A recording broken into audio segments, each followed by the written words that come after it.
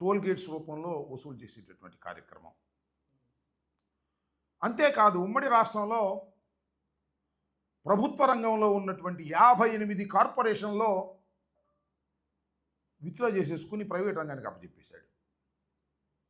అంటే ఇక్కడ నేను చెప్పదలుచుకున్నటువంటి అంశం ఏమిటి అంటే, మొత్తం ప్రైవేటీకరణ చేసేయాలనేటువంటి ఉద్దేశంతో చంద్రబాబు నాయుడు గారు పరిపాలన చేస్తున్నాడు. చూశారుగా, ఎన్నికలకు ముందు సూపర్ 6 అన్నాడు, సంపద సృష్టి అన్నాడు. సంపద ఎక్కడుందండి సూపర్ 6 చేయడానికంటే? సృష్టిస్తా, సంపదను సృష్టించి పేదవారికి పంచి పెడతా అన్నాడు. 9 నెలలు అయింది, 10వ నెలలో ప్రవేశించాం. సంపద సృష్టించలా. సంపద ఎవరి దగ్గర ఉందో వాళ్ళని పట్టుకొస్తున్నాడు, పట్టుకొచ్చి వీళ్ళకి ఇవ్వమంటున్నాడు. అంటే ప్రభుత్వం సంపద సృష్టించే బాధ్యత లేదు. సంపద ఆల్రెడీ సంపాదించుకున్న వాళ్ళందరినీ పిలిచి వారి దగ్గర నుంచి పేదవాళ్ళకి ఇచ్చేటటువంటి కార్యక్రమం పెడతాను అనేటువంటి బాధ్యత. అంటే పేదరిక నిర్మూలన చేయవలసినటువంటి బాధ్యత ఈ సోషలిస్టిక్ కంట్రీస్లో, అంటే ఈ ప్రజాస్వామ్య పద్ధతుల్లో ఎవరికి ఉంటుంది? ప్రభుత్వాలకు ఉంటుంది. పేదరికాన్ని ఏ విధంగా నిర్మూలిస్తారు అంటే డబ్బులన్నీ పంచిపెట్టి నిర్మూలించడం ఒకటే మార్గం కాదు. పేదరిక నిర్మూలన అంటే ఆ ప్రాంతంలో ఉన్నటువంటి పేద ప్రజలను పైకి తీసుకురావడం, ఉచితంగా విద్యను అందించడం, నాణ్యమైనటువంటి వైద్యాన్ని ఇవ్వడం, వారి కాళ్ళ మీద వాళ్ళు నిలబడే విధంగా ఉపాధి కల్పించడం, ఇలాంటి కార్యక్రమాలు చేయటం ద్వారా పేదరికాన్ని నిర్మూలించేటటువంటి కార్యక్రమం చేయవలసినటువంటి బాధ్యత ప్రభుత్వాల మీద ఉంటుంది. ఇవాళ ప్రభుత్వం మీద లేదంట, మొత్తం అంతా ప్రైవేట్ పరం చేసేస్తున్నాడు. ఈ రాష్ట్రంలో మంచి మంచి కాంట్రాక్టర్లు, బాగా డబ్బులు సంపాదించిన వాళ్ళు, ప్రభుత్వం చుట్టూ తిరిగి ఫైళ్ళ మీద సంతకాలు పెట్టించుకోవాలనుకునే వాళ్ళందరినీ పోగేశాడు.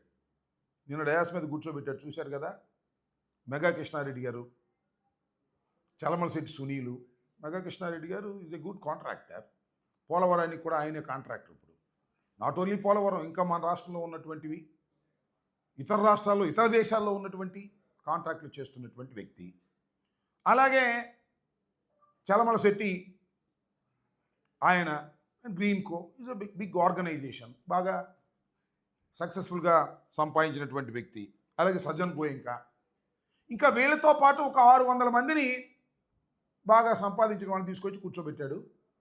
బంగారు కుటుంబం అని అందరిని తీసుకొచ్చాడు. పాపం వాళ్ళందరికీ బంగారు కుటుంబం చేసేస్తాను, విశ్వవాసునామ సంవత్సరం కదా, వాసు అంటే బంగారం అంట, మంచి అంట, అందరికీ బంగారు కుటుంబం చేసేస్తాను అని పిలుచుకొచ్చాడు.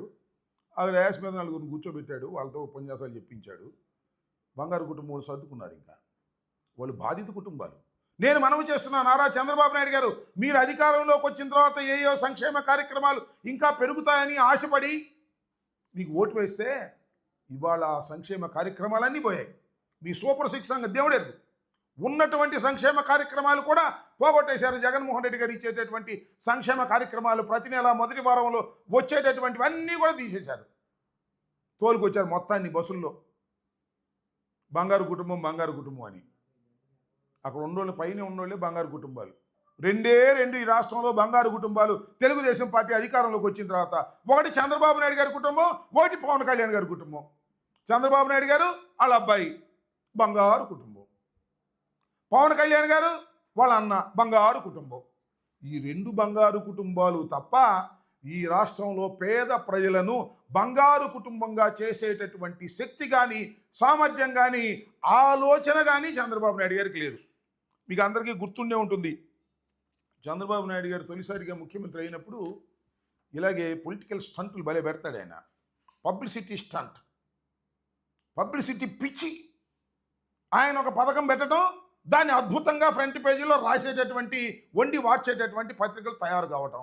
ఆయనకు పత్రికా బలం చాలా పెచ్చు, మీడియాలో చాలా పెచ్చు. ఆయన రాగానే ఏమన్నా చూశారుగా, మొట్టమొదట ఆకస్మిక తనిఖీలు. నేను నిద్రపోను, ఇంకోటి నిద్రపోనయ్యలేను, నేను నిద్రపోను, ఇంకోటి నిద్రపోనేవను, ఆకస్మిక తనిఖీలకు వెళ్ళిపోతా అన్నాడు. ఏమి సాధించావు? ఆకస్మిక తనిఖీలకు వెళ్ళి అడ్మినిస్ట్రేషన్లో ఏమి సాధించావో నారా చంద్రబాబు నాయుడు గారు చెప్పమని అడుగుతా ఉన్నా. ఏమి సాధించలా. ఆ తర్వాత ప్రజల వద్దకు పాలన, బ్రహ్మాండంగా ఉంది టైటిల్.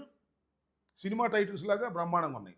ప్రజల వద్దకు పాలన ఏంటి? ప్రజల వద్దకు పాలన దగ్గరికి వెళ్ళి ఏమి సాధించారు, ఏమి సమస్యల్ని మీరు పరిష్కరించారా, ఏమైపోయినాయి ఇవాళ? ఆ పెట్టి పథకాలు మళ్ళీ మీరేగా రాష్ట్రంలో పరిపాలన చేస్తుంది. మరి వాటి సంగతి ఏం చేశారు? శ్రమదానం అన్నారు. ఏం చేశారు శ్రమదానం? మీరు ఒక పలుగు తీసుకుని గుచ్చి ఫోటోల్లో ఈనాడులోనూ ఆంధ్రజ్యోతిలోనూ వేసుకున్నారు. శ్రీమద్ రమారమణ గోవింద శ్రమదానం పోయింది. జన్మభూమి అన్నారు.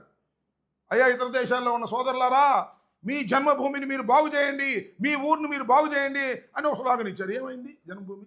జన్మభూమి పోయింది, శ్రమదానం పోయింది, ప్రజల వద్దకు పాలన అది పోయింది, ఆకస్మిక తనిఖీలు అవి పోయినాయి.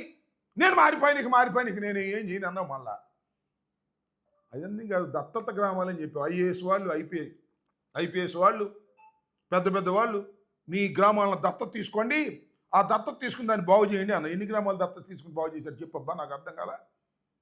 14 సంవత్సరాలు ముఖ్యమంత్రిగా చేసావు, మళ్ళీ ఇప్పుడు 9 మాసాలు దత్తత గ్రామాలు తీసుకుని ఏమి సాధించావు? నేను ఇక్కడ ఒకటే చంద్రబాబు నాయుడు గారిని అడుగుతా ఉన్నా, అయ్యా నారా చంద్రబాబు నాయుడు గారు, మీరు ఇంతకు ముందు ముఖ్యమంత్రిగా ఉన్నప్పుడు ఈ P4 లాంటి కొత్త పథకాలను తీసుకొచ్చి ప్రచారం చేసుకున్నారు తప్ప రాష్ట్రానికి ప్రజలకి ఉపయోగపడేటటువంటి ఏ కార్యక్రమాలు చేశారో ఒకటి చెప్పండి ఇవాళ అని అడుగుతా ఉన్నా. అవి చెప్పడం. పాపం నిన్న మెడికల్ కాలేజీలో చదువుకోవాలనేటువంటి ఆవేదనతో ఒక కుటుంబం చెబితే, నువ్వేం చేస్తున్నావు మెడికల్ కాలేజీలు? మొత్తం మెడికల్ కాలేజీలన్నీ కూడా ప్రైవేటు పరం చేసేస్తున్నావు. అంటే చదువుకొని మెరిట్తో వచ్చే సీట్లు గల్లం చేసేస్తున్నావు, డబ్బులు ఉన్నోడికి దోచిపెట్టేటటువంటి కార్యక్రమం చేస్తున్నావు. మరి అలాంటప్పుడు ఈ P4లో పేదలకు ఎలా సీట్లు వస్తాయని అడుగుతా ఉన్నా. ఒక దుర్మార్గమైనటువంటి ఆలోచన ఇవాళ చంద్రబాబు నాయుడు గారు చేస్తున్నారు. P4 అంటే ఆయన ఏమంటారు చూసారా? పబ్లిక్ ప్రైవేట్ పీపుల్ పార్ట్నర్షిప్ అంట. పబ్లిక్, ప్రైవేటు, పీపుల్ ఏంటో పబ్లిక్ ఏంటో నాకు అర్థం కాల. పబ్లిక్ ఒకటేగా. రాష్ట్రం పబ్లిక్ ప్రైవేట్, అసలు పబ్లిక్ ఏముంది? ఊరిని డయాస్ వేస్తారు. పబ్లిక్ అంటే గవర్నమెంట్ చంద్రబాబు నాయుడు గారు డయాస్ వేసి పిలుస్తాడు, పేదలకు పంచి పెట్టమంటాడు. ఏంటిది ఈ తంతు ఏంటి నాకు అర్థం కాల. అసలు ఆల్రెడీ ఆల్ ఇండస్ట్రీస్, పెట్టుబడిదారులు బాగా సంపాదించేవాడు